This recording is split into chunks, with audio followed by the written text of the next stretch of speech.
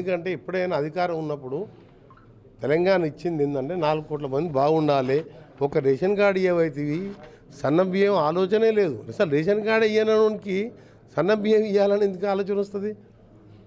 Plus ఒక ఇల్లు కట్టలే, నీ గవర్నమెంట్ స్కూల్ లేదు, అంత కార్పొరేట్ స్కూల్స్. ఇవాళ మేము చూడు యంగ్ ఇండియా 20,000 కోట్లతోని 95 స్కూళ్ళకి టెండర్లు పిలిచినాం. బీఆర్ఎస్ పార్టీ అధికారంలోకి రాబోతుంది. రాబోగానే మొట్టమొదటి సంతకం హైడ్రాన్ తీసుకుపోయి చెరువులో వేస్తాం, హైడ్రా పైన సంతకం పెడతా అంటారు. ఆయన అధికారంలో వస్తానడే పెద్ద జోకు. ఫస్ట్ బిడ్డేడు ఉండు, కొడుకేడు ఉండు, అల్లుడేడు ఉండు, అక్కడక్కడ పోయి దూరాడుకోమని చెప్పు. నిన్న మీటింగ్లో కనబడరా వాళ్ళు? బిడ్డనే పొద్దున లేస్తే వాళ్ళ అమ్మని, వాళ్ళ నాయనని, వాళ్ళ బావని, వాళ్ళ అన్ననే తిడుతుంది.